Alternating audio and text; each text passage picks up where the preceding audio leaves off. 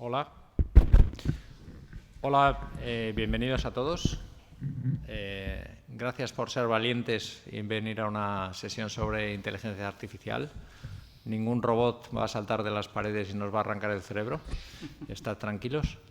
El objetivo de esta charla, de este curso precongreso que nos encargó al doctor Revuelta y a mí la Sociedad Española de Trasplante, es ver si le podemos perder un poco el miedo al manejo del Big Data y a la inteligencia artificial, y sobre todo si nos podemos enfocar a ejemplos concretos. Vamos a tener 3 bloques de discusión en el día de hoy.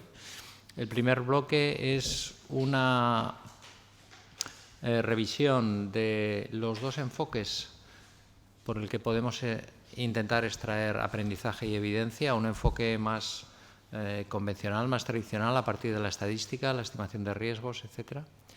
Y una segunda parte de una aproximación más novedosa, inteligencia artificial, otros modelos de análisis de la información.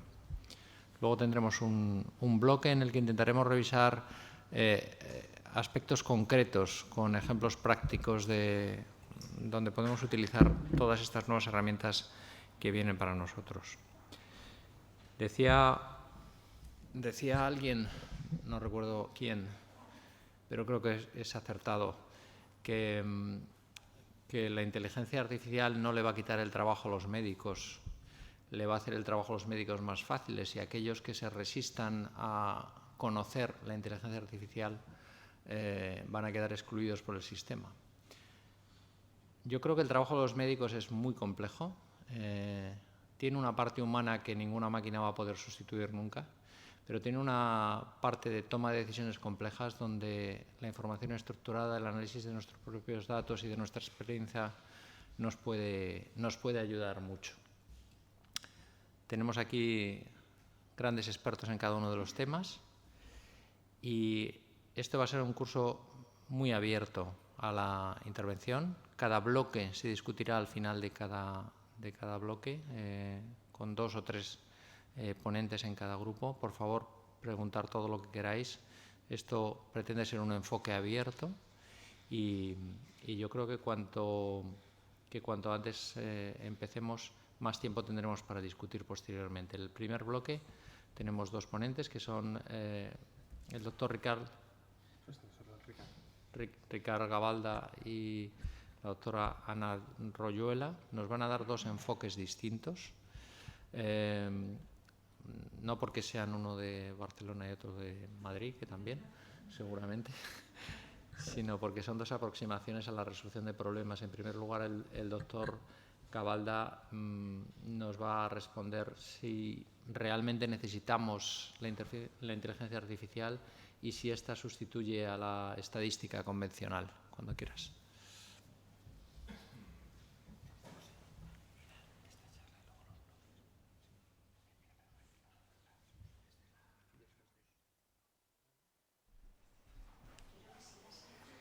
Sí.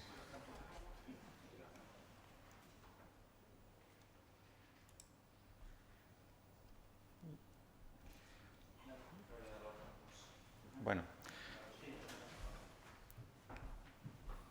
En realidad voy a hablar de algo un poco más general, creo que es lo que me habían pedido, que es Big Data y Machine Learning. Sabemos realmente qué es y cómo aplicarlo a nuestra práctica diaria.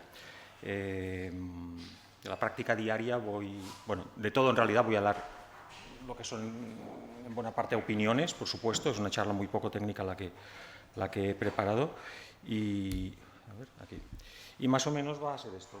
Mis opiniones sobre lo que es el Big Data o lo que no es, y en particular voy a insistir en que es una de estas palabras que se ha usado para tantísimas cosas que ya no está claro ni lo que significa ni si significa nada en realidad.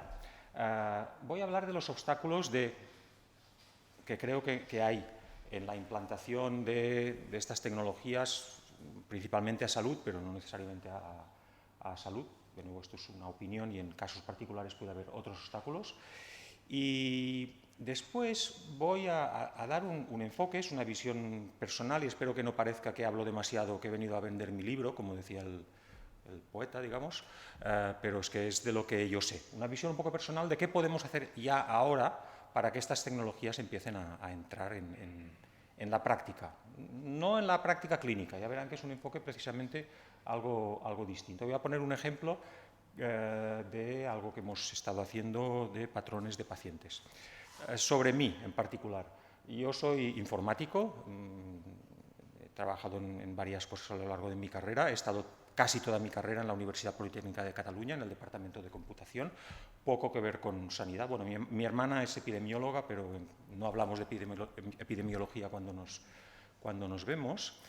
Y pues eso, yo era un académico, digamos, mi trabajo era escribir papers sobre algoritmos y dirigir tesis y demás, sin especial relación en salud, hasta que en el año 2014 conozco a esta doctora, Juliana Rivera, una persona espectacular en muchos sentidos, que siempre ha estado del lado de la gestión sanitaria, que me explicó problemas de gestión sanitaria y me dijo, con lo que tú sabes, Ricard, tendríamos que poder hacer cosas más fácilmente de muchas de las que se están intentando ahora para introducir, por ejemplo, analítica avanzada en salud. Y una cosa llevó a la otra, total que en 2018 fundamos una startup de la Politécnica. Me encuentro a mis años con la etiqueta de emprendedor, que no me la esperaba, y lo que voy a contar de lo que es de lo poco que he aprendido de salud y de cómo podemos hacerlo en estos años. Estoy en excedencia total, de hecho, desde justo el confinamiento, que fue el momento óptimo para salirse del trabajo fácil de la universidad y lanzarse a una aventura de estas que, bueno, en fin, es un poco una aventura. Bueno, en fin, sobre Big Data. Esto no tengo claro que vaya. Sí, lo voy a hacer así. Bueno, Big Data. Hablando con gente he visto como 4 interpretaciones distintas de lo que puede ser Big Data, que no encajan, como problema, como solución, como metodología y como amenaza, ¿vale? Y las 4 tienen que ver con la posibilidad de esto aplicarla en la práctica. Como problema, cuando buscas una definición cuidadosa de lo que es Big Data, siempre vas a la de Big Data como problema. Vas a Wikipedia y dice, tienes un problema de Big Data cuando tus datos son tan grandes y tan complejos que no los puedes tratar con el software al uso y tienes que empezar a utilizar tecnologías distintas, más extrañas, ¿vale? A partir de aquí sale el por qué los conjuntos pueden ser tan grandes y complejos, y hay estas 3 V's que seguro que si habéis oído hablar de Big Data, puede ser difícil por el volumen de los datos, por la variedad de los datos, que están en muchos formatos, o más o menos estructurados sería la variedad, y la velocidad con que te llegan, y por tanto hay que hacer mucho trabajo de problema real. Claro, cuando a vosotros os hablan de Big Data, lo que menos queréis es que os pongan otro problema encima, ¿vale? Queréis soluciones, ¿vale? Este es un problema de los informáticos, digamos, como los informáticos, el Big Data para los informáticos es un problema, ¿vale? Y bueno, pues la pequeña parte que me toca como informático, pues estoy orgulloso de lo que los informáticos han hecho en las últimas décadas para poder llegar a tratar estas cosas, ¿eh? Pensad en Facebook o en Twitter, el hecho de que alguien en cualquier lugar del mundo pone una cosa en Facebook y en Twitter y en segundos lo estoy viendo con miles de millones de usuarios, pues tiene cierto mérito como informático. Y además que te lo ordene y que te diga lo que te interesa y todas estas cosas. Ahí entramos en aspectos más complicados, pero la infraestructura es una pasada y hay algoritmos muy sofisticados detrás de cosas de estas que hacemos. Pero bueno, como problema nos interesa. Como solución. Aquí es donde las expectativas a veces se disparan, ¿eh? Yo he llegado a oír en reuniones de gente supuestamente seria, digamos, con responsabilidades semipolíticas. Bueno, esto del Big Data es esto que metes todos los datos en la coctelera, sacudes un poco y te salen todas las soluciones, todas las respuestas. Es más, incluso te salen todas las preguntas, ¿no? Bueno, esto no va a ser así. Y como decía antes José, el humano todavía va a estar meneando la coctelera y viendo hacia dónde la orientas durante mucho tiempo, ¿eh? Esto va para muy lejos. Una variante un poco más, digamos, informada de esto de la coctelera mágica viene a ser, va al revés de lo que esperaría el mouse, perdonad, el Big Data como metodología. Está en blanco, porque he estado pensando y no se me ha ocurrido nada que sea metodológicamente diferente en el Big Data. Pues claro, empiezas a hacer cosas de estas, ¿no? Porque claro, el Big Data, pero no, el Small Data también es importante. ¿Y qué hacemos? No, aparte de la metodología técnica, lo que he dicho, de los algoritmos nuevos y la infraestructura y demás, no se me ocurre nada que pueda calificarse como metodología Big Data. Es esto de, bueno, vamos a juntar todos los datos y juntando datos salen cosas. Bueno, entonces alguien me decía el otro día, bueno, entonces esto no es Big Data ni Small Data, es Data, porque toda la vida hemos usado todos los datos que tenemos accesibles. Es verdad que ahora con tecnología podemos acceder a más datos, pero no hay nada nuevo en decir vamos a usar todos los datos. Y finalmente, el Big Data como amenaza, ¿no? El Big Data, esto es lo que ves en los medios y lo discutes en el bar con los amigos que te preguntan de todo esto, y Facebook sabe todo de mí y demás, ¿no? Sí, claro, es verdad, es una amenaza. Yo soy optimista moderadamente y creo que esto lo arreglaremos. Los problemas que tenemos del acceso a los datos, y voy a poner un par de analogías. Lo arreglaremos como democracias que somos, que conseguiremos controlar todo esto. Un par de analogías. Uno, el uso de las armas. Uno puede decir, el derecho a usar armas es un derecho natural y los podemos usar. Bueno, pues en las democracias hemos conseguido limitar el uso de las armas a profesionales, digamos, policía y ejército, ¿vale? Que deberían estar súper controlados por todos indirectamente a través de los gobiernos y los jueces, digamos, y por tanto hemos renunciado un tanto a esto. Bueno, puedes tener armas de caza y demás, pero eso también están reguladas. Y el otro ejemplo que pongo es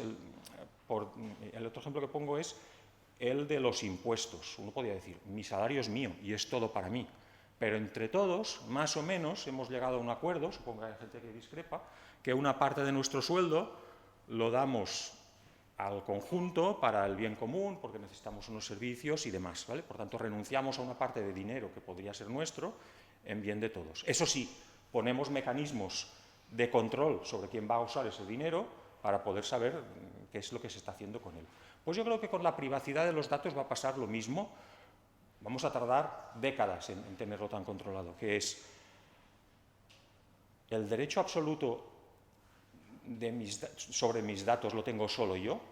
Tenemos que llegar a acuerdos para que la ciencia y la investigación pueda acceder a los datos, para entendernos. Igual que pagamos un X% de nuestro dinero en forma de impuestos, tendremos que pagar un X% de la privacidad de nuestros datos para que todas estas cosas avancen. ¿Cómo se hace? Por supuesto, aquí está lo que cuesta. Ha costado siglos controlar lo de las armas y que no pueda uno ir con la espada toledana dando mandobles por ahí y estar de acuerdo en el control de los impuestos. Pues vamos a tardar décadas en poder gestionar esto correctamente y saber que lo que se hace con mis datos es lo que se debería hacer y no más. Pero bueno, es uno de los obstáculos. Después hay discusiones entre lo que es inteligencia artificial, machine learning y estadística. Si acaso en el debate ya diré un poco más de lo mío, pero la idea es que no nos fijemos sobre todo en las palabras. La IA no es inteligente, el machine learning de aprendizaje tiene algo, pero bueno, es que la estadística de Estado, que es de donde viene el nombre, ya no tiene nada. Por tanto, no nos fijemos en esto. Las comunidades tienen que ir juntándose en conferencias puramente de los campos. Cada vez hay más más permeabilidad entre machine learning y estadística, y esto como tiene que ser. No digo que vayamos a hacer exactamente lo mismo, hay diferencias, y, en mi opinión, y de enfoque y de scope, de abasto, y es esto. Bueno, en fin, esto ya no me enrollo mucho por aquí. Todo esto siempre se ha dicho que hay los tres niveles, el nivel descriptivo, el predictivo y el prescriptivo. Creo que estamos lejos en salud de lo prescriptivo, por supuesto. El otro día en LinkedIn vi esta otra jerarquía que me gustó también y por esto la pongo, ¿no? Que es en los niveles de automatización en procedimientos médicos, del humano solo a la automatización completa. Estamos en el nivel 2-3 con suerte. Bueno, estamos mucho en el nivel 1, pero estamos empezando a llegar con trabajos al nivel 2-3. Nivel 4, automatización parcial, tal vez en dominios muy concretos, por ejemplo, que me conste, igual me equivoco, en análisis de diagnóstico por imagen, poder descartar una parte importante de las imágenes donde no se da lo que estás buscando para quitarle trabajo al médico. Pero el 5, el nivel del full automation, yo no lo veo en décadas, digamos, porque estamos... Alguien me dice, todo esto de la inteligencia artificial, o de crear una inteligencia, es como tenemos la misión de llegar a la Luna, nos hemos subido a un árbol y creemos que hemos hecho progreso. Estamos más cerca de la Luna. Sí, sí, pero si quieres hacer algo tendrás que bajar del árbol y volver a empezar y pensar cómo lo haces. Esto es lo que está pasando. Bueno, en cuanto a los obstáculos, aquí es donde me voy a extender un poco más. Que se me hayan ocurrido, son estos 5. El orden puede ser distinto y están todos conectados entre todos. En primer lugar, el acceso a datos, y me refiero al problema del acceso tecnológico, no el acceso legal, que eso es otra cosa. Para hacer algo tipo medicina de precisión, necesitamos todos los datos del paciente, que están distribuidos entre un montón de bases de datos, que no son interoperables, ¿vale? Esto hace que estos proyectos sean largos y complejos y costosos, de meses de ir buscando e integrando la información en general, lo cual lo hace difícil de mantener. Pero peor aún, es que esos sistemas de información, la manera en que se codifican las cosas, en el hospital de al lado son distintos. Y esto hace que un proyecto no sea escalable, ¿vale? Desde las instituciones se nos promete que algún día, pronto, ¿vale?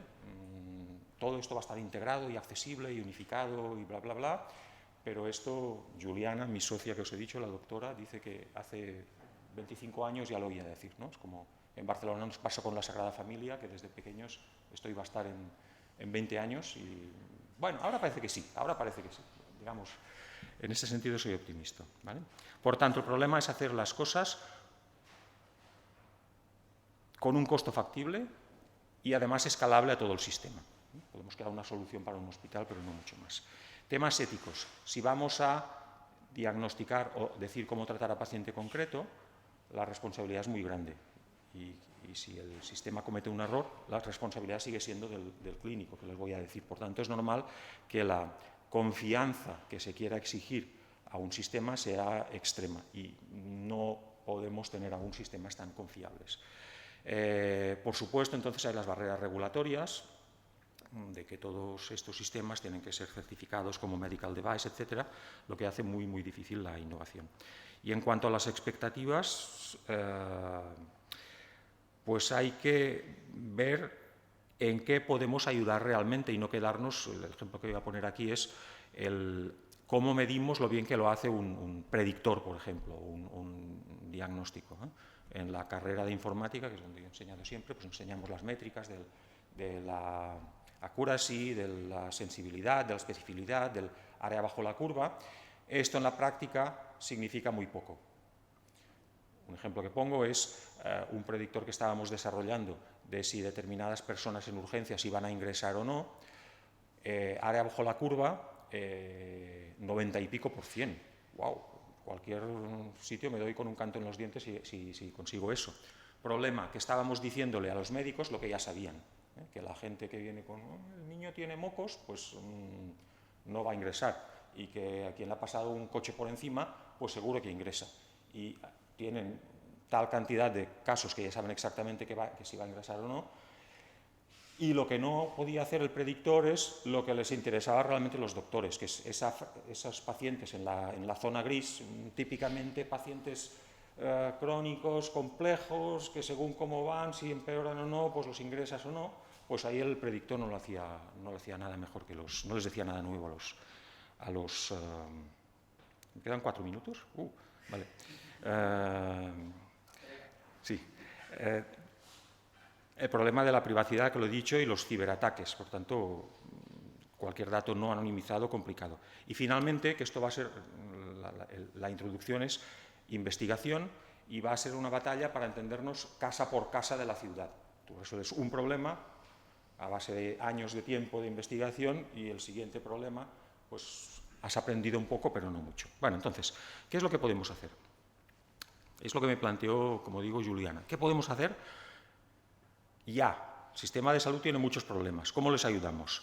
Y para eso necesitamos poderlo hacer con datos fácilmente accesibles, problemas y situaciones que sean fácilmente escalables a todo el sistema y de adopción fácil por parte de los clínicos, que no les pongamos en un compromiso de confiar a ciegas en el sistema. Entonces, dos líneas en las que estamos trabajando en la startup que os digo, en Amalfi Analytics, es problemas de gestión. Tenemos básicamente un módulo de predicción de actividad aplicado a urgencias. Predecimos cuánta gente te va a venir en urgencias la hora que viene, las 6 horas, el día que viene, dentro de una semana, cómo van a estar ocupadas tus salas, tus espacios dentro de urgencias y cuántas de estas personas, estratificados por servicio y demás, vas a tener que hospitalizar, ¿vale? Ligando actividad y recursos humanos en principio, tenemos un módulo para predicción de absentismo, que es uno de los grandes problemas diarios que les voy a contar, ¿no?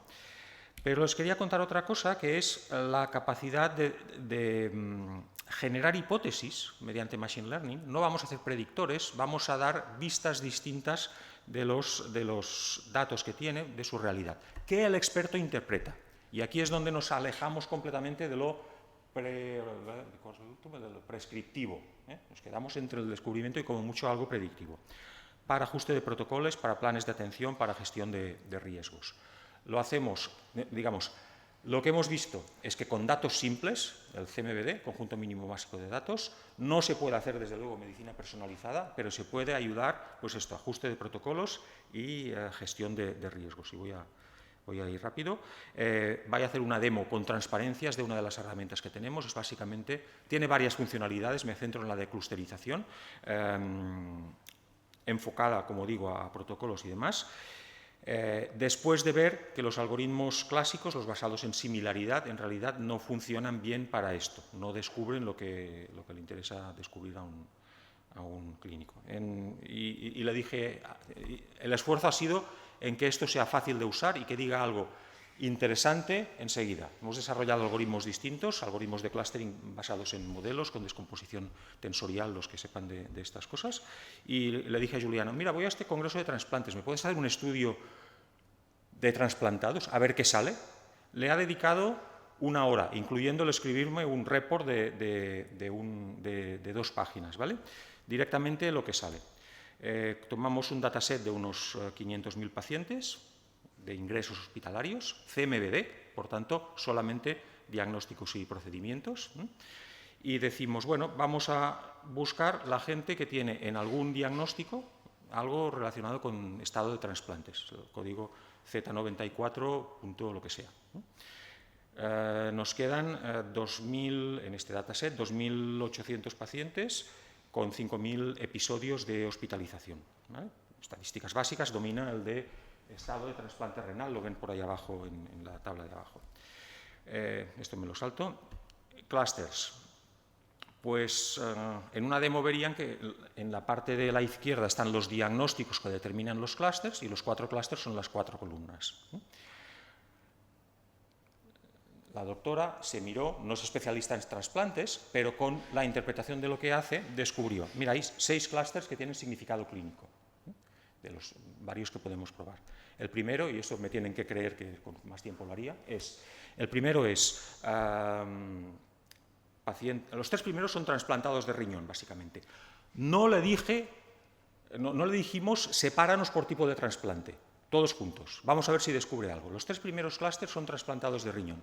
El primero, gente con insuficiencia renal, que posiblemente causó el trasplante. El segundo, gente en estado terminal, bueno, la enfermedad en estado terminal, ¿vale? Con diálisis. El tercero es un clúster muy pequeñito, pero muy bien formado, de gente con mucha complicación de POC, insuficiencia cardíaca y demás. Los demás son de trasplante de córnea, básicamente, sin demasiados problemas, gente joven,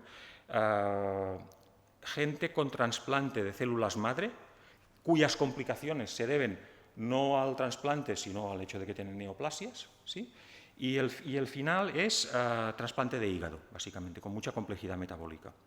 Estos clústeres que ha descubierto solo, sin decirle especialmente, fíjate en el diagnóstico de trasplante, difieren en longitudes de estancia, en mortalidad y demás. Y a partir de aquí, con estas primeras hipótesis, no sabemos si son los clústeres buenos, dejamos al experto que diga, esto es interesante, voy a mirármelo más. Y entonces podemos empezar a hacer los estudios y todas chi cuadrados y todos los p-values y todo lo que queramos. Esta es la idea.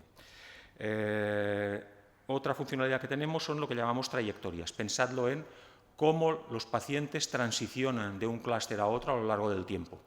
Estas son de insuficiencia cardíaca, estas son de ingresos en COVID, hay 3 estados finales, exitus, casa y derivación a otro paciente. Si alguien quiere hacer algo de esto con trasplantes, cómo evolucionan a lo largo del tiempo los trasplantados, sería algo que me encantaría, ¿vale? Y ya para terminar, mi resumen es: la medicina de precisión no es implementable ahora para todo y para todos, esta es la cruda realidad, pero hay problemas muy reales abordables con estas técnicas sin esperar a esa tierra prometida en que los datos estarán todos integrados y disponibles de manera escalable y sostenible. Muchas gracias.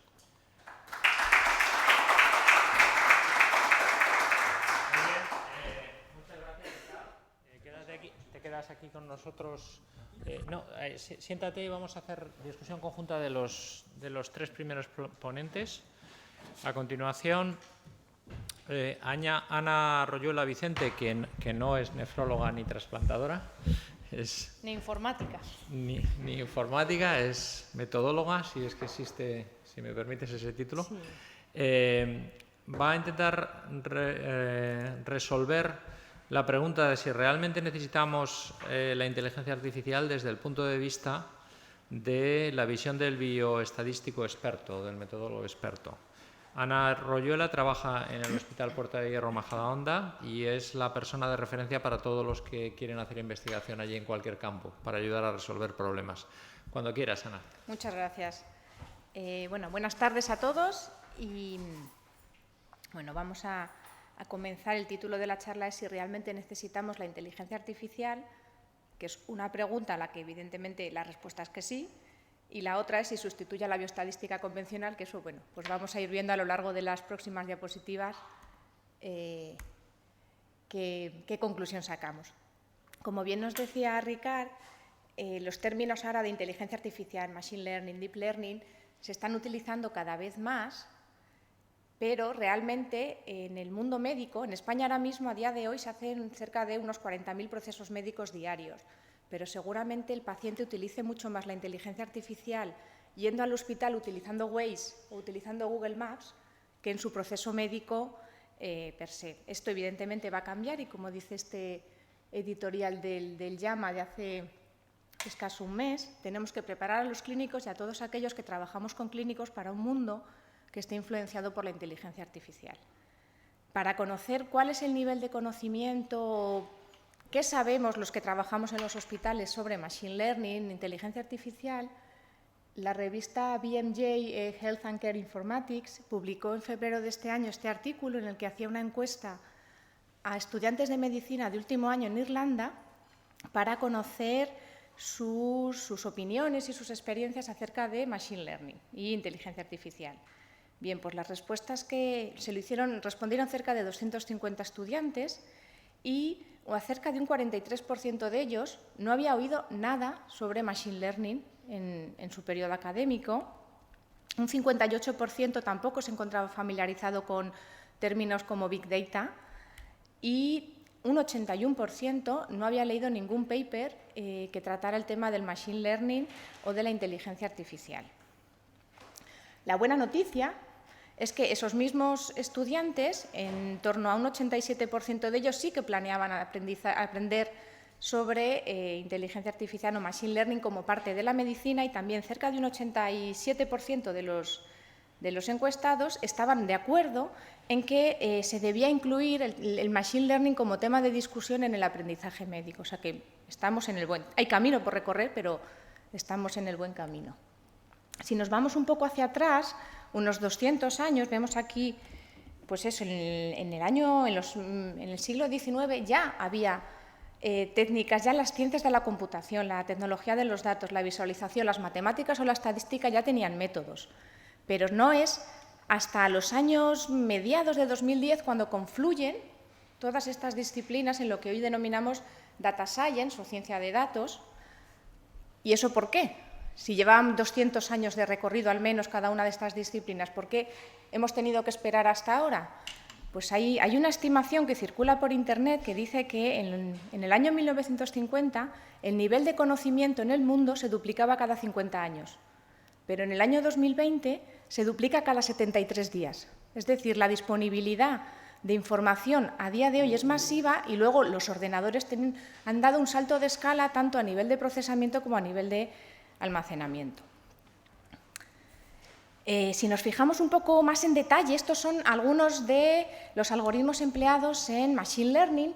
Los que trabajamos en bioestadística clásica vemos que hay términos que nos suenan, ¿no? Sobre todo en aprendizaje supervisado como la regresión lineal, la regresión logística, el random forest o el análisis de componentes principales. Incluso los términos que se utilizan para evaluar el rendimiento de los modelos también nos suenan, porque se utiliza la accuracy, la precisión, la sensibilidad, la especificidad, con lo cual los métodos no son muy diferentes y al final tanto el Machine Learning como la estadística lo que pretende es aprender de los datos.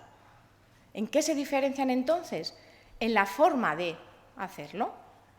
¿Vale? El Machine Learning, sobre todo la parte de aprendizaje no supervisado, no requiere de reglas, de programación basada en reglas para llegar a ese resultado. En cambio, en la estadística sí que hay que establecer las relaciones entre las variables de forma matemática.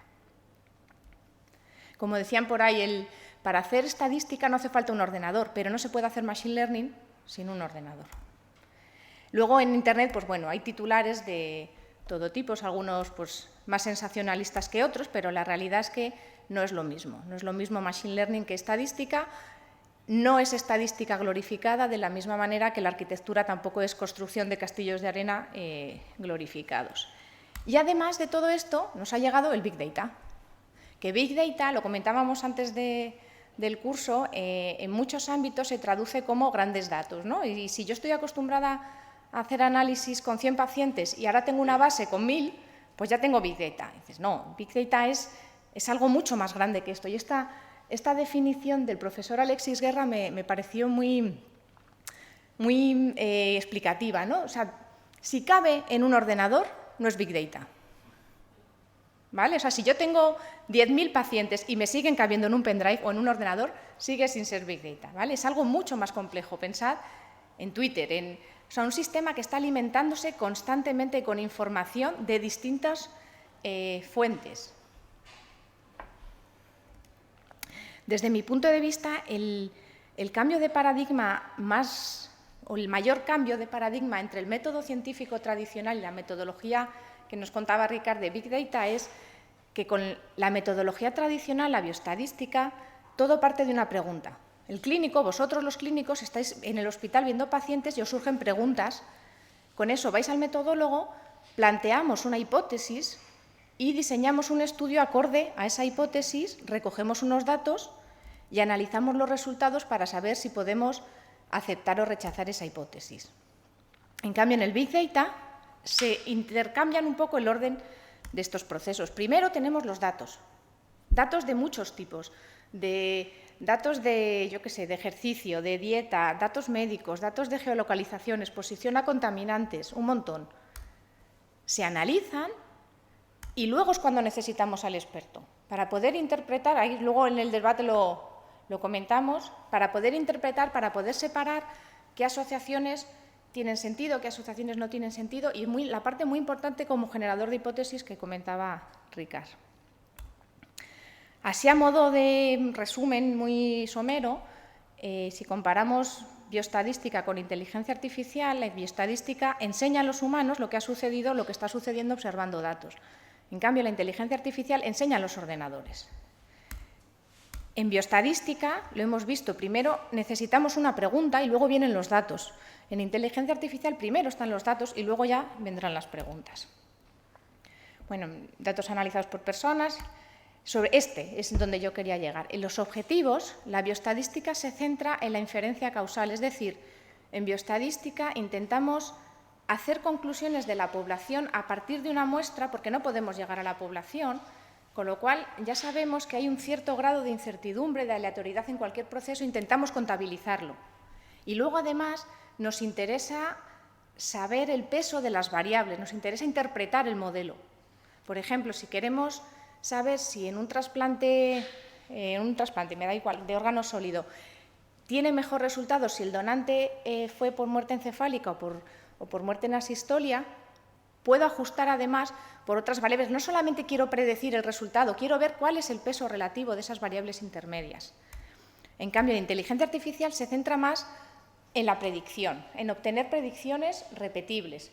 Es muy buena, será muy buena, o lo es, no sé en qué momento está, a la hora de emparejar donantes con receptores, porque a mí lo que me importa ahí es tener una predicción lo más precisa posible. Con lo cual, depende de la pregunta que yo me haga, iré a una disciplina o a otra. La segunda pregunta del título de la charla de hoy, si sustituye a la bioestadística, pues vamos a ver.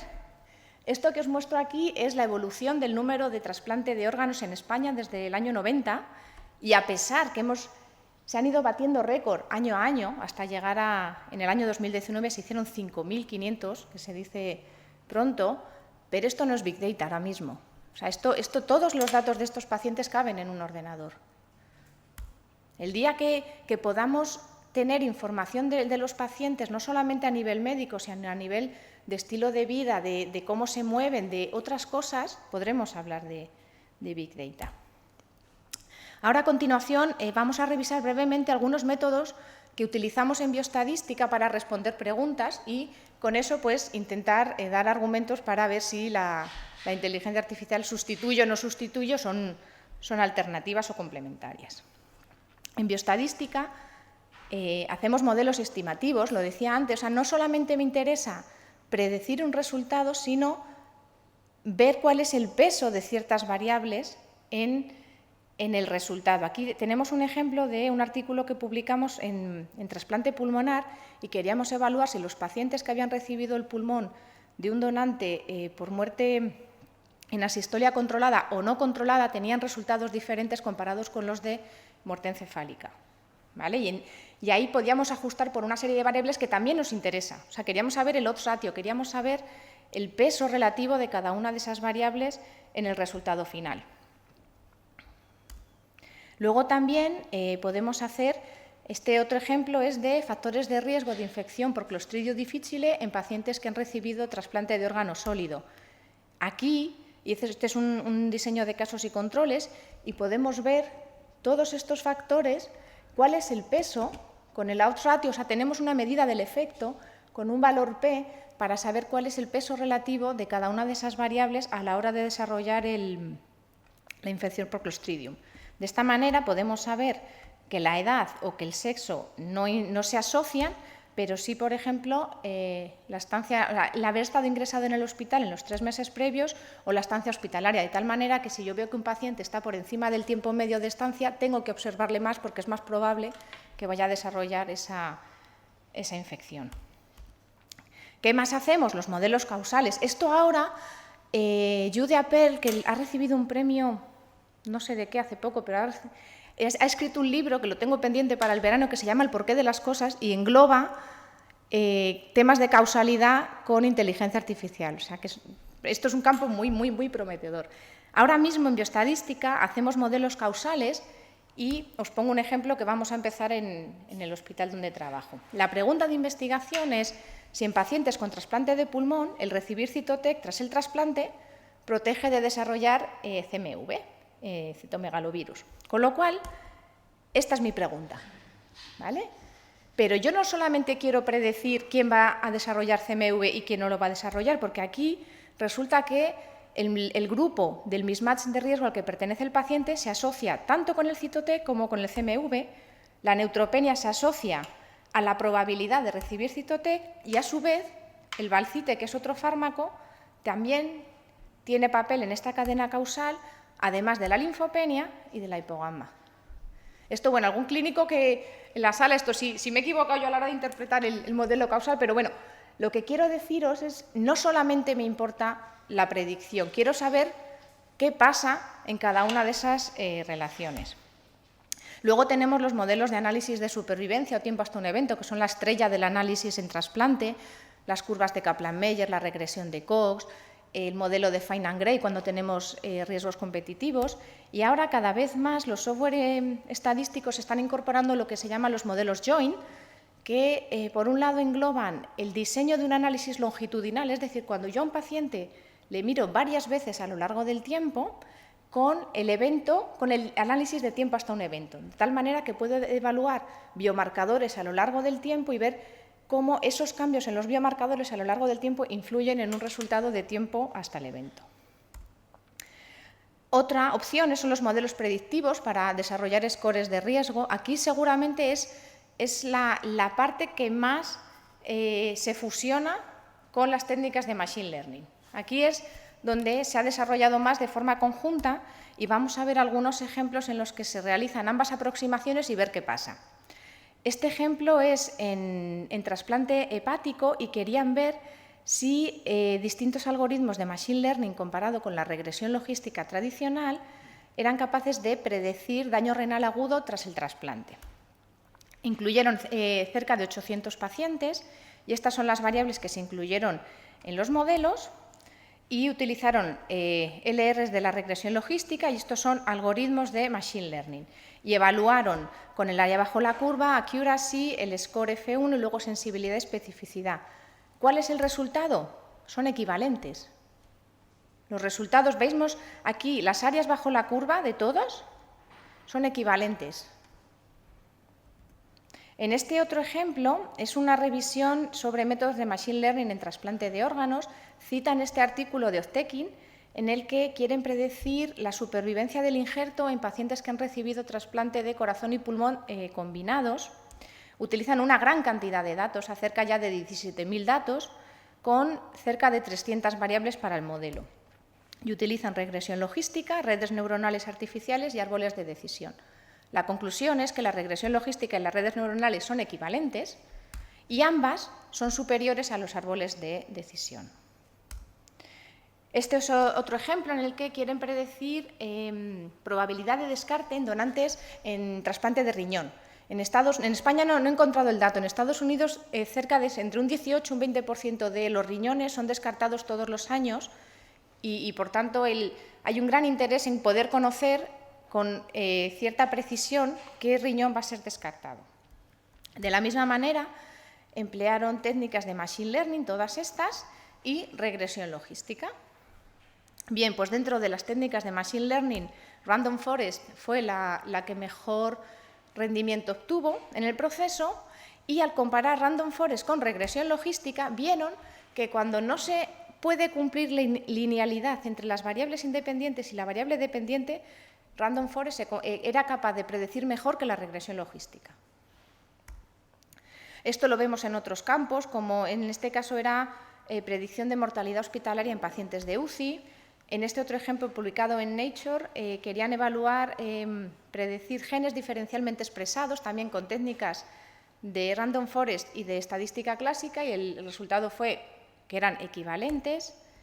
Y esta es una revisión realizada publicada en el Journal of Clinical Epidemiology.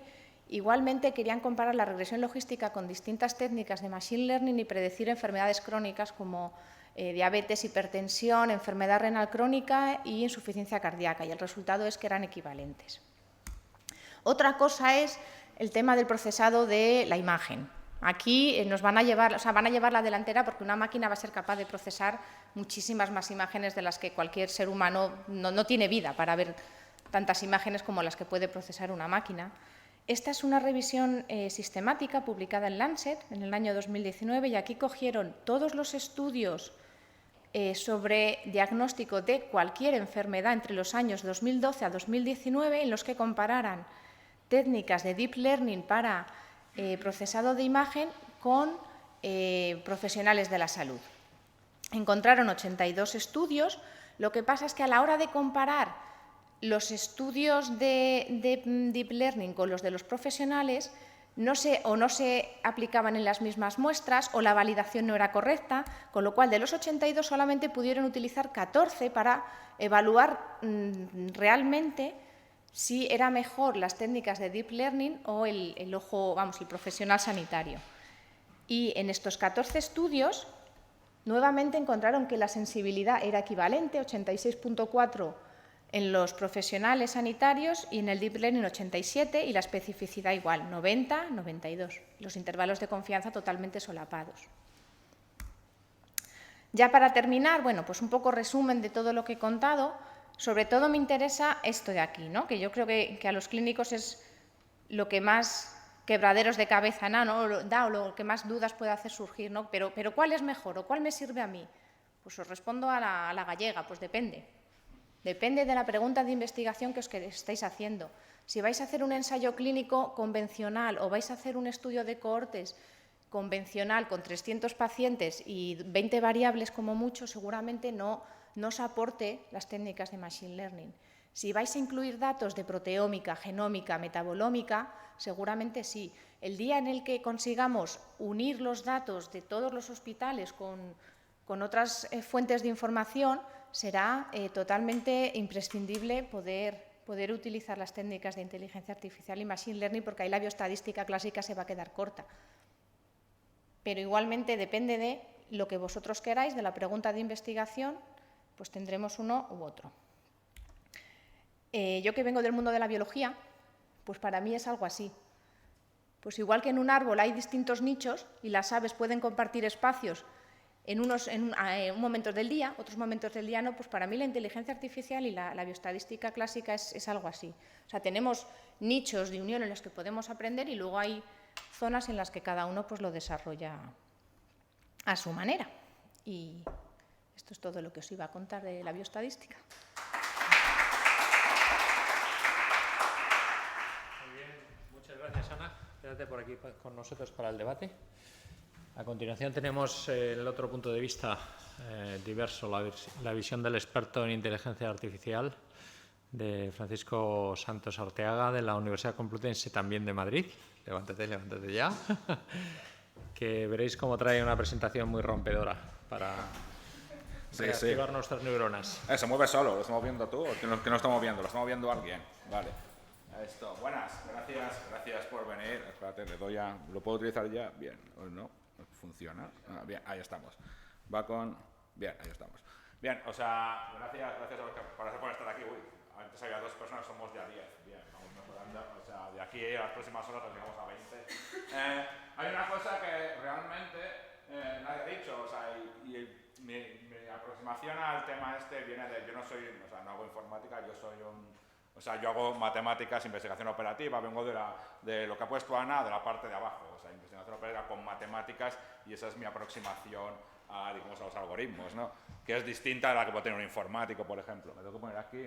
Yo me suelo mover cuando hablo, o sea, porque así hago deporte. ¿Más por aquí? Vale. Aquí, bien, vale.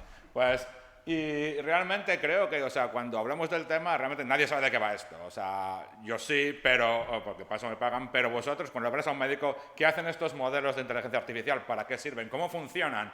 Y realmente es extremadamente sencillo y todos sabéis cómo funcionan, todos lo utilizáis todos los días, o sea, personalmente, y nadie o sea, hasta el momento ninguno hemos dicho qué hacen estos modelos, ¿no? Y la respuesta es realmente, o sea, todo el mundo piensa en una especie de máquina gigante que te dice, ¿habéis visto la película La guía del autoestopista galáctico? ¿La habéis visto? ¿Sabéis la broma del 42?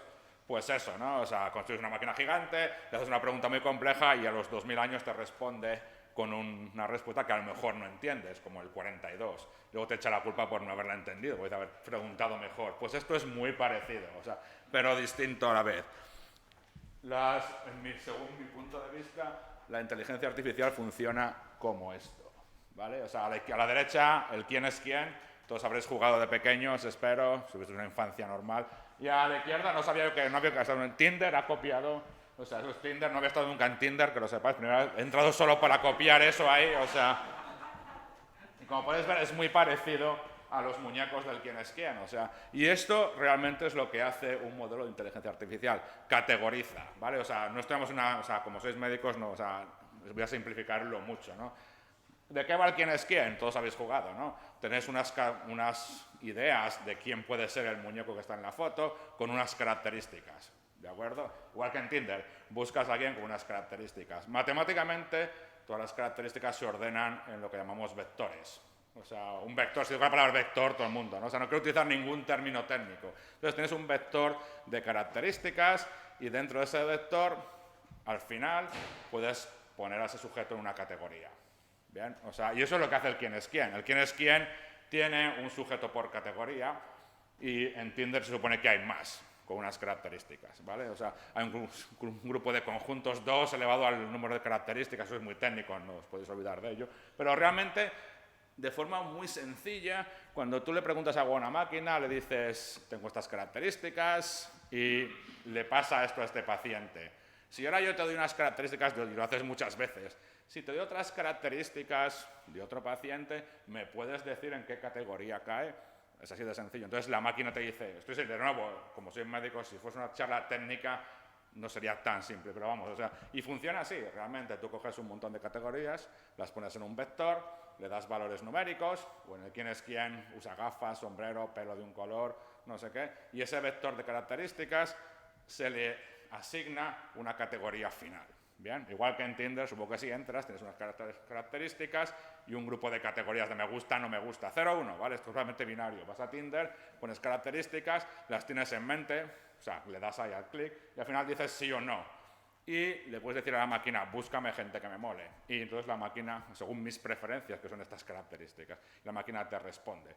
Y un poco moviéndonos, cambiando de álgebra, de de Boole, lo hacéis en Google. Cuando buscáis en Google le decís a la máquina, tengo estas preferencias, vale que son palabras, hay que cambiar un poco la aproximación, y Google te va a mandar una lista de categorías, y en las categorías tú puedes darle a la tecla, pues, o no.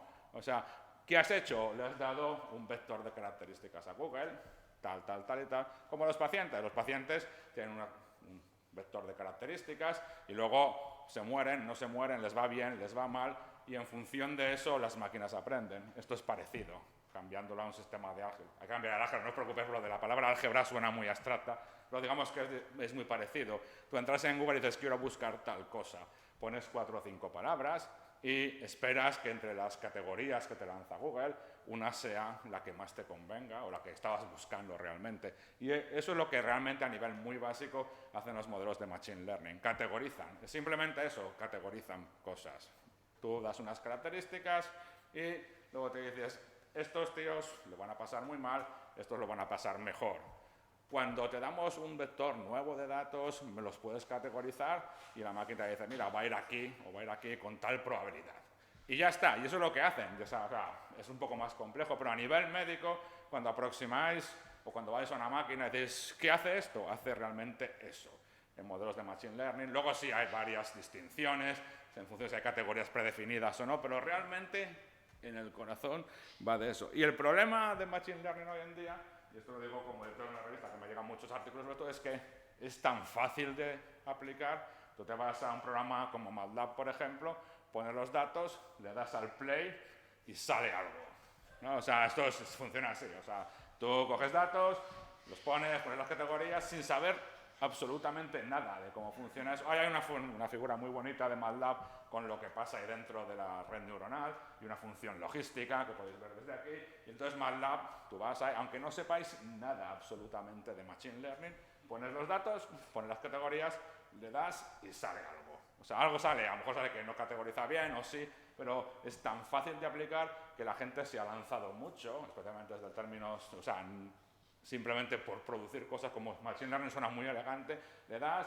y te hace todas las posibles, todos los modelos que existen, los hace MATLAB en 2 minutos. ¿No? Y te dicen, mira, en Random Forest tal, en Support Vector Machine no sé qué. Y aunque no tengas ni idea, te da.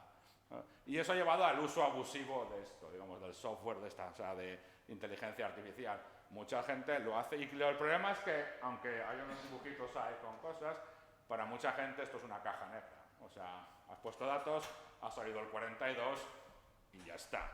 Y, o sea, y luego dices, bueno, ¿y ahora qué hago, no? Pongo otros datos y a ver qué sale otro número. Pues algo parecido. Entonces, o sea, se utiliza tan a menudo ahora de forma prescriptiva que empieza a perder sentido o utilidad seria. O sea, se están haciendo cosas muy serias, pero también se pueden simplemente darle al play y sacar algo.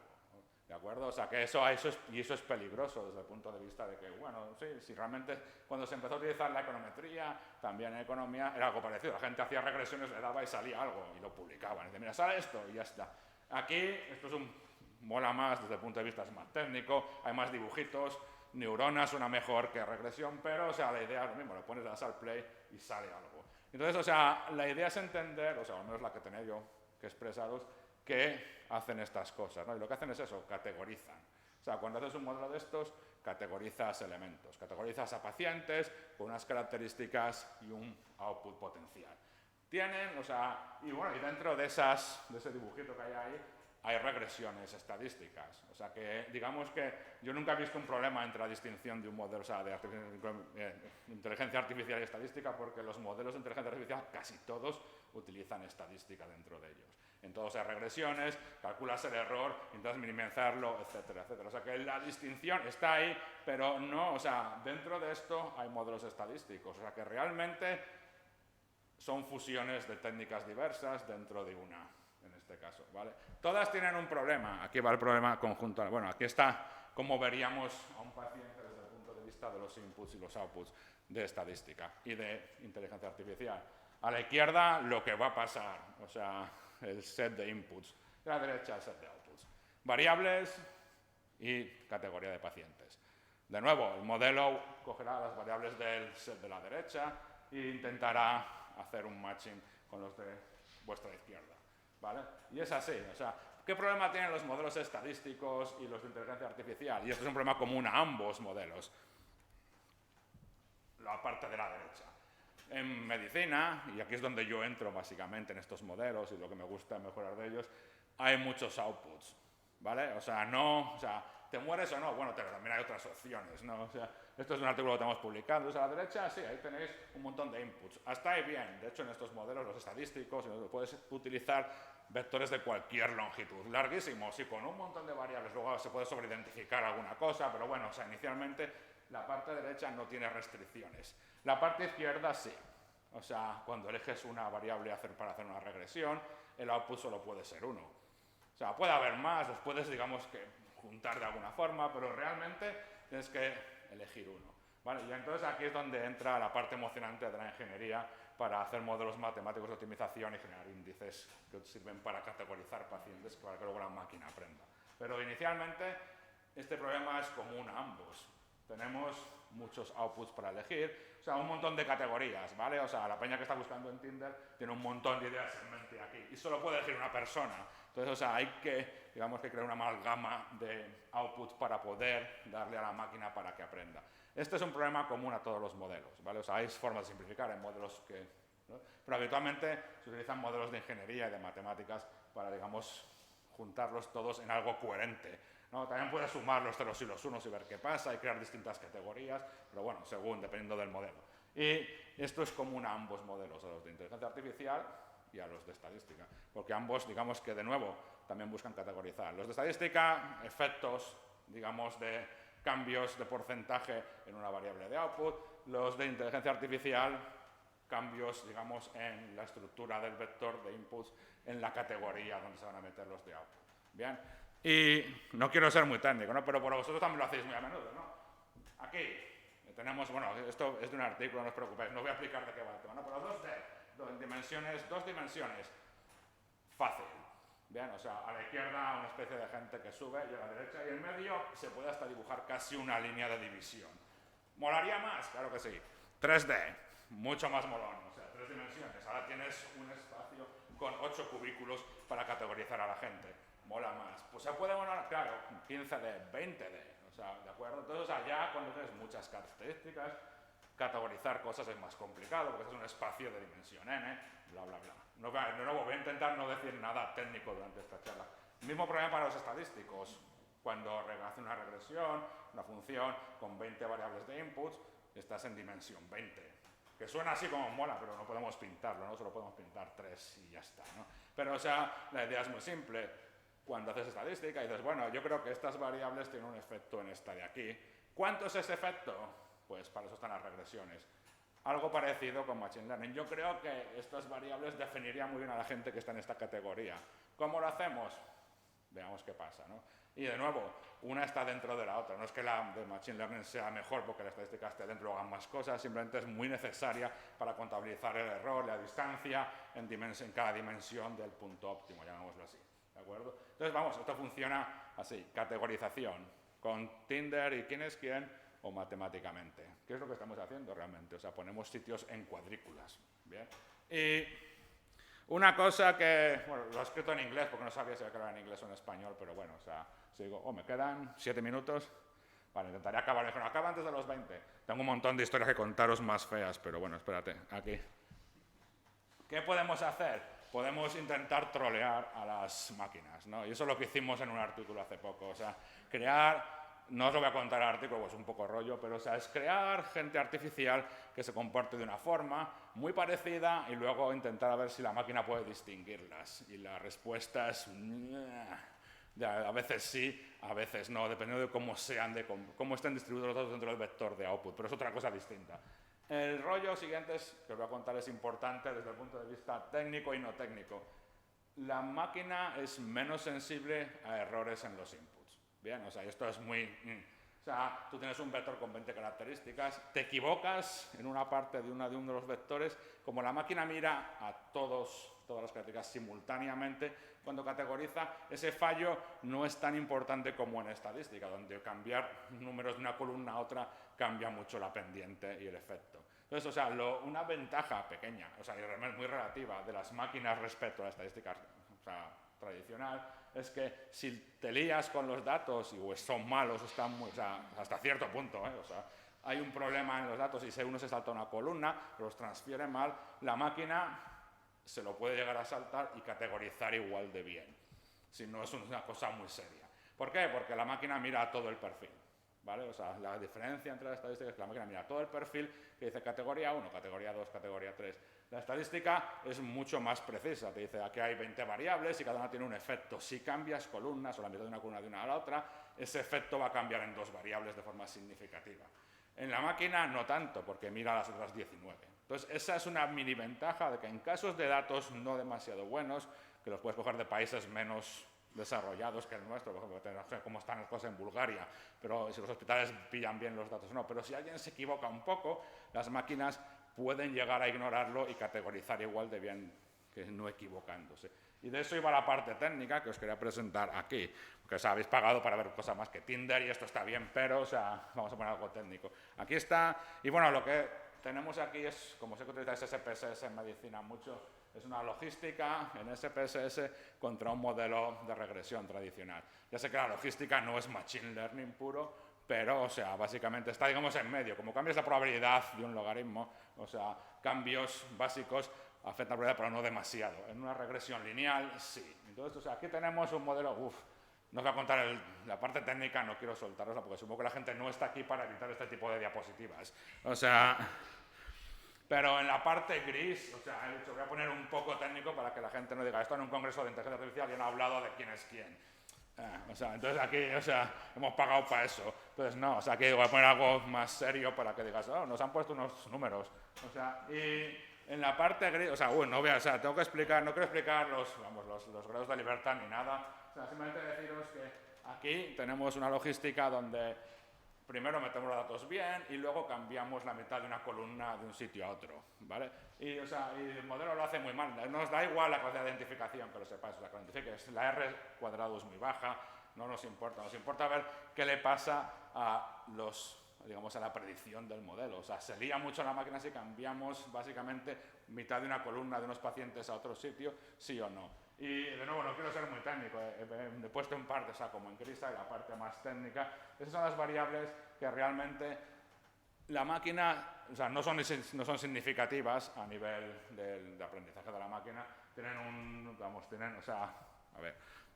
Y, no sabéis cómo funciona SPS, o sea, que no os va a contar nada de eso, ¿vale? Pero el T, vaya, el valor T es horrible en todas ellas, ¿no? Y es horrible en todas ellas cuando luego, bueno, tenéis las que sí que son significativas, ¿no? Pero esas las he señalado porque cuando hemos cambiado esas categorías en la regresión. La máquina sigue diciendo, bueno, Modelo original no son significativas. Modelo saltado siguen sin ser significativas. ¿De acuerdo? Bien, o sea, ¿qué pasa si utilizas una regresión tradicional? Bueno, pues que sí que importa. O sea, tienes aquí unas variables, las mismas, donde cambiar las columnas cambia ambos el signo de la beta, vamos, del coeficiente y su significatividad, ¿vale? O sea, ¿por qué? Porque en estadística convencional cambiar partes de una columna a otra es un error muy gordo y es mejor no hacerlo, pero cuando tienes una máquina que considera el vector entero cuando categoriza un elemento, vale, lo va a notar, pero compensa con las otras, digamos, dimensiones del vector. ¿Vale? De esto iba la charla esta, en plan, mirad, esto es casi cómo funciona. Las máquinas miran un vector de variables, las categorizan dentro de una categoría que tú has definido previamente, igual cuando miras al quién es quién, y si la lías un poco, las máquinas te pueden llegar a autocorregir un poquito. O sea, no es dramático. Si la lías un poco en estadística tradicional, o sea, entre esto y esto, os lo dejo aquí, vamos a la parte, o sea, en gris, hay una diferencia entre la significatividad de las variables y el signo incluso de las betas, de los coeficientes, ¿vale? O sea, lo cual quiere decir, uy, o sea, nos hemos equivocado y sale algo muy distinto de lo que tendría que salir porque hemos liado una columna que una máquina puede llegar a ignorar porque tiene las otras variables para compensar por ello. Aún así, la máquina ha aprendido minimizando un error de una regresión estadística dentro de su sistema. ¿De acuerdo? O sea que no podemos cancelarla porque, o sea, simplemente la máquina aprende minimizando errores estadísticos, que es muy importante. O sea, y por eso la estadística está dentro del Machine Learning. ¿Que hay más modelos? Sí, pero todos se basan en un principio muy parecido. Categorizamos, comparamos errores y minimizamos la distancia entre el punto óptimo o el estimador y el que le estamos dando a la variable. Bien, y ya está. Ups, me he pasado. Me quedan 50 segundos, pero... puedo ir a la última diapositiva. Vaya, pues tenía las conclusiones, pero... Espera. No. Hemos saltado a la siguiente. Tengo una diapositiva final para decir, está... vale. Bien, perfecto. Puedo darle... Bien, no, estos son... Ya, espérate, intento no pasar... Eran 12 diapositivas. Ya está, ¿vale? O sea, aquí está. Está en inglés, o sea, las máquinas, o sea, yo no veo, de nuevo, no veo ninguna distinción entre ambos modelos, porque realmente, o sea, los modelos de máquinas utilizan un montón de estadística. Todos ellos se basan en modelos estadísticos porque tienen que aprender y tú aprendes utilizando modelos estadísticos y de error y de distancia, de métrica entre un punto estimado y el punto observado. O sea, eso es lo que hacen las máquinas. Utilizan modelos estadísticos y otras cosas para aprender y categorizar las variables en función de inputs y outputs, ¿vale? Y, de nuevo, ¿valen los de estadística? Completamente. Ventaja pequeñita de los de Machine Learning. Si la lías un poco, te corrigen un poco. Si la lías mucho, no. O sea, es un desastre total, ¿no? Pero, o sea, a nivel básico, permiten errores en la introducción de datos pequeños, o sea, y mantienen una categorización bastante bien, que funciona bastante bien. ¿Puede ser todo esto, puede acabar todo fatal? Sí, por supuesto. Si lo lías mucho, de nuevo, sale algo muy feo y muy malo. Pero en general, funciona así. La idea de esto era que entendieseis cómo funciona un modelo de inteligencia artificial. Vectores con características, categorías de salida. Eliges las características con mucho cuidado y las categorizas con mucho cuidado. Y de nuevo, muchas categorías que a veces os toca comprimir con modelos matemáticos más complejos, digamos, de optimización y esto, por eso es otra historia para otra charla, supongo. Ya está. Ahora sí que puedo hacer esto.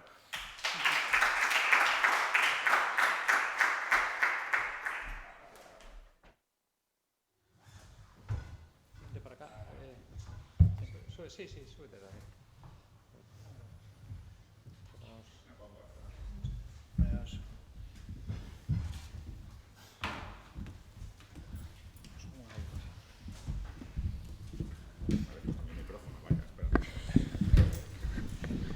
Bueno, lo primero, preguntas en la sala. ¿Quién quiere romper el hielo?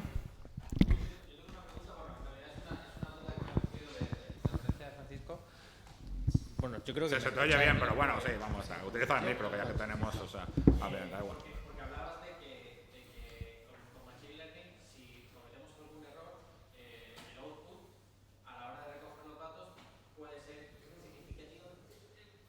Sí, Pero eso no significa que la máquina está aprendiendo de ese error. ¿O sí? no, no significa eso. No es tan inteligente. O sea, no te va a responder, cuidado, tío. No, o sea, simplemente, como utiliza muchas dimensiones simultáneamente, o sea, es como eso, o sea, la idea es...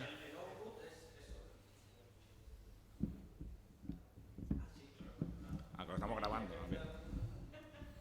A ver. No, sigue. Empezamos otra vez, espera. No, sigue. No. Bueno, básicamente era eso. O sea, que Sí. lo que estábamos hablando es de que la máquina no va a aprender de ese error que se ha cometido. No, o sea, simplemente cuando dicen, bueno, miro estas 20 características, ¿vale? O sea, cuando las mira todas, o sea, tiene una idea, digamos, conjunta de cómo es ese paciente, ¿de acuerdo? Y dice, bueno, le va a ir muy mal. Bien, o sea, y lo pone en el grupo de le va a ir muy mal, pongamos aquí muy dramáticos. Y luego, si te equivocas, o sea, digamos que eso, que hay algunas veces que se ha equivocado el que ponía los datos y, o sea, un poco, tampoco, si cambias una columna completamente, va a aprender mal. O sea, la máquina, que te equivocas entonces claro, o sea, te vas a acabar, dice, bueno, o sea, entonces esa variable que antes estaba en un lado ahora está en otro, entera, completamente entera, va a aprender de forma errónea. O sea, aprende en función de lo que le das. O sea, eso es muy importante. Es como cuando juegas cuando vas a Tinder y dices, bueno, quiero esto. Y te dice la máquina, no, mejor esto. Entonces, no, pero yo quiero esto otro, ¿no? O sea, entonces no aprende a decirte, te has liado, no tiene sentido. Simplemente dice, me has dado estos datos en esta categoría y según lo que me has dicho, en función de las 20 características de este paciente, va a ir aquí. Pero me lleva a otra pregunta y ya Tira. paramos. Si sobre el primer set de datos el error era pequeño porque has utilizado las otras 20 variables, pero conforme la máquina vaya aprendiendo sobre ese error y tú vayas metiéndole datos, el error cada vez irá siendo más grande. Sí, si lo ¿no? sigues metiendo mal, sí. O sea, eso ahí estamos. O sea, vamos, o sea, si tienes suficientes, digamos, dimensiones para eliminar la influencia de la dimensión mala, y la dimensión mala no es muy grande ni crece exponencialmente por cualquier motivo, que luego se retroalimente o lo que sea, bien. O sea, era un ejemplo para decirte, ¿tienen alguna ventaja mínima una sobre la otra? Es decir, bueno, si te lías un poco, especialmente en sitios donde se recogen datos de forma un poco más caótica que, digamos, en el hemisferio occidental, llamémoslo así. O sea, te vas a, no sé, Kazajistán. Me acabo de inventar eso, a lo mejor recogen los datos muy bien en Kazajistán, ¿no? Pero, o sea, esto está grabando, se difunde fuera, a ver si... o sea, y dices, vaya, se ha liado el que ponía aquí y le ha puesto 5 datos mal, ¿qué le puede pasar? O ha puesto un par de números mal. Bien, o sea, la máquina compensa de alguna forma con las otras dimensiones. Que lo sigues poniendo mal, entonces va a aprender mal. O sea, va a decir, no, claro, o sea, ahora los que estaban bien metidos son una minoría, la mayoría están mal hechos, pues aprenderá mal, seguro. O sea, porque realmente, o sea, la máquina no, o sea, la parte que estaba hablando Ana de causalidad, es decir, o sea, no la entiende. La máquina obviamente dice, bueno, o sea, no es una máquina que te va a responder, ¿estás seguro de que has puesto esto bien? Porque aquí no tiene sentido, ¿no? Te va a decir, mira... Pero Google lo hace. ¿Cuál? Google lo hace. o sea, bueno, pero es que digamos que los datos no son numéricos, o sea, estás hablando de entonces, o sea, la diferencia con Google y, digamos, quién es quién, es que pongámoslo con los pacientes, valor de tal variable, 7,5, Google, coches. Entonces, la aproximación de los modelos, que son también distintos de inteligencia artificial, que utilizan palabras o lógica borrosa para aproximarse a lo que tú quieres, sí. O sea, pero tienes que aplicar modelos de algoritmos lingüísticos con lógica borrosa, que están muy bien, son muy divertidos. Aquí creo que tenemos una discrepancia.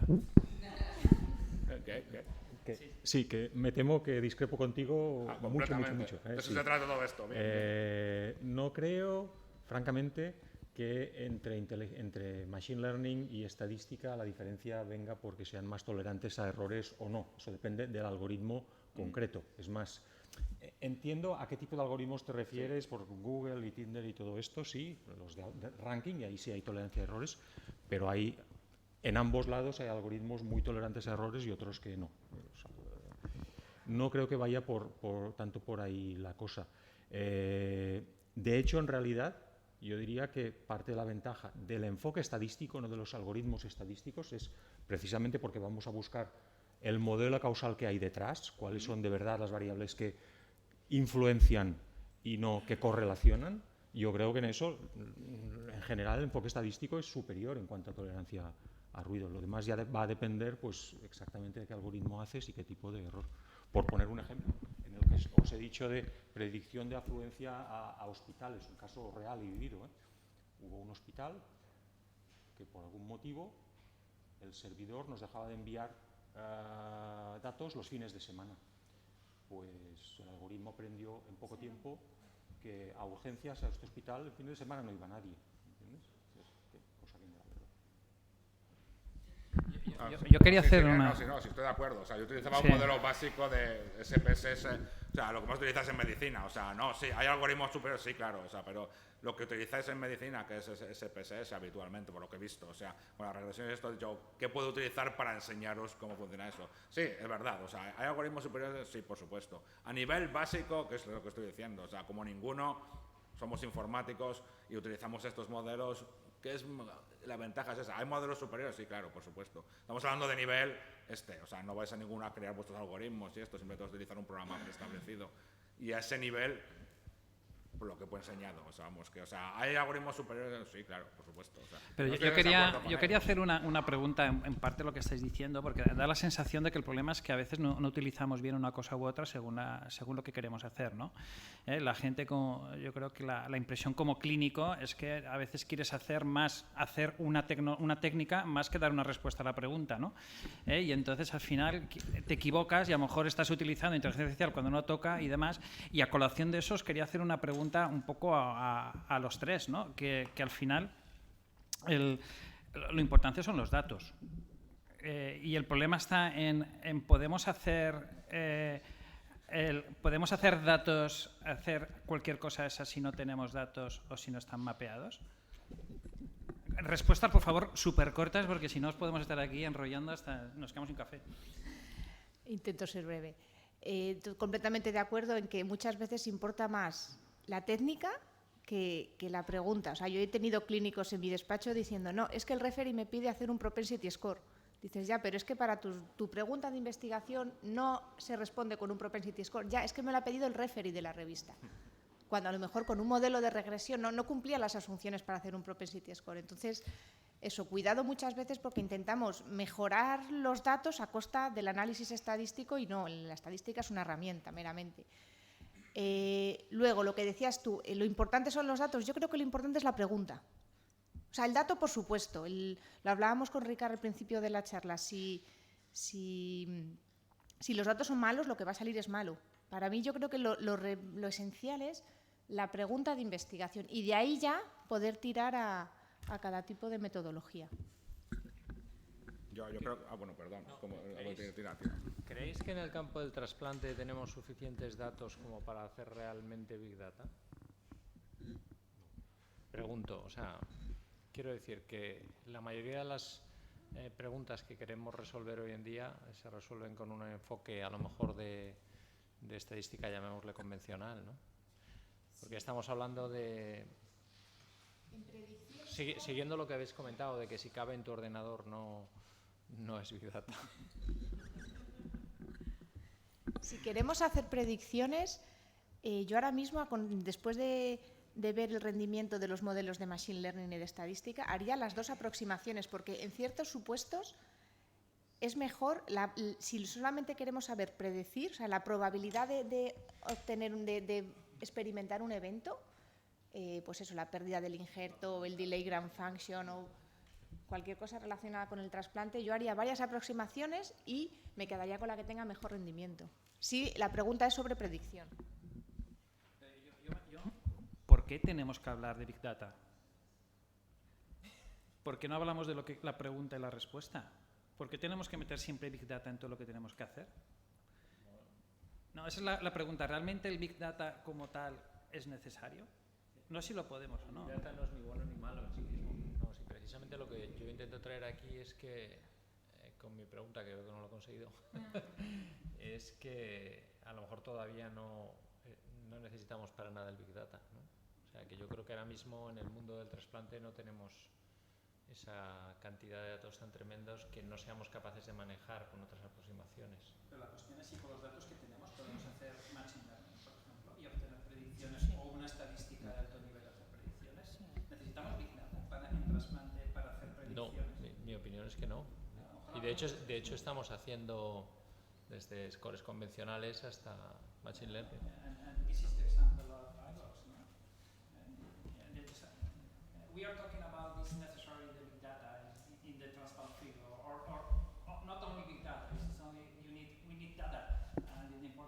question and the prediction.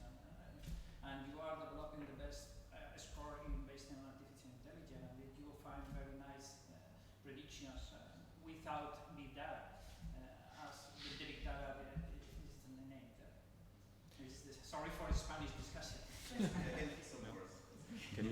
Quería añadirme a lo que dice Ana, digamos, con los datos a nivel de predicción. Esto sí, he hecho un par de pequeñas experiencias con datos de unos y con datos de un colega de Nacho. Y realmente la experiencia es que hay casos muy concretos en que modelos estadísticos más tradicionales son los que funcionan bien y otros de los que hemos etiquetado como machine learning funcionan mejor, y depende a veces de si una variable la metes o la quitas, y están con frecuencia ahí. A veces salta bastante el acierto de uno de otro, pero es muy difícil decir cuál funciona así. Yo esto realmente me genera muchas dudas, ¿no? Porque realmente el problema es que no tenemos suficientes datos como para decir que son Big Data, pero realmente porque no somos capaces de generarlos. Y me explico. Probablemente hay problemas en el trasplante en el que, bueno, tenemos pocas variables, pocos datos y las variables de salida muy concretas, por así decirlo. Pero, por ejemplo, en una unidad de intensivo, en un paciente trasplantado, se generan al día cientos de miles de datos. El problema es que no los metemos en una base de datos para explotarlos como tal. Vamos a coger, no sé, la frecuencia cardíaca máxima del día, vamos a coger no sé, la cantidad de orina que produce el paciente, y con eso, con un modelo estadístico, vamos a predecir si tiene sepsis o no.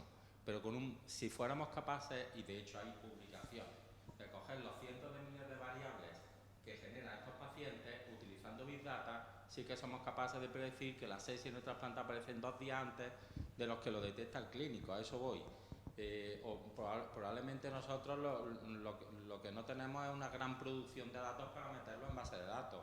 Por eso no sé si me llego a explicar bien, pero hablamos de que el Big Data no puede tener cabida realmente porque nosotros de cada paciente lo que extraemos es una mínima cantidad de datos. Por lo tanto, obviamente no tiene sentido aplicarlo así, pero mi idea es justo lo contrario, que de cada paciente trasplantado, sobre todo, podemos obtener una cantidad inmensa de datos como para darle respuesta a los problemas, ¿no? Pero tenemos como una especie de miopía, ¿no? De los pacientes. No sé tanto si es miopía o el hecho de que integrar todos esos datos es un proyecto millonario, digamos, sí. Siempre. Eso, o sea, yo creo que los datos sí que están disponibles, el problema está integrarlos.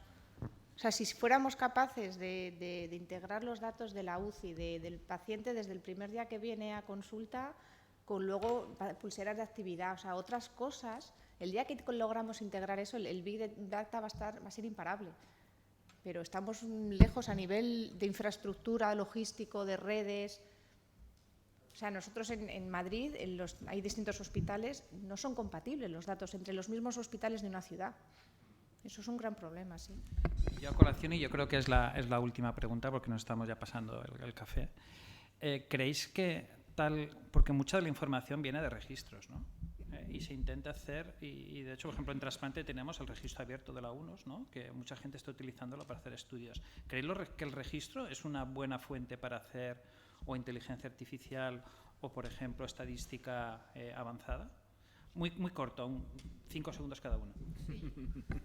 Sí, yo creo que sí, desde luego, porque el registro además son datos que se monitorizan, se asegura su calidad y se están metiendo constantemente. O sea, es lo más parecido a Big Data que tenemos a día de hoy, sí. ¿Cada uno? 5 segundos, sí, ya, yo.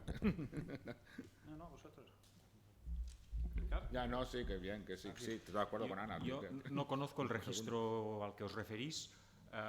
Creo que la respuesta va a ser depende del problema que quieras abordar y con qué precisión quieras obtener los resultados, la cantidad de información que hay en ese registro. Yo creo que en la siguiente comunicación el doctor Briceño nos puede demostrar que, por lo menos crear, y de hecho en el número que ya revisaron del Current Opinion of Transplantation, dan ya imágenes de que quizás no estamos tan acertados en que el registro sea una buena fuente de datos.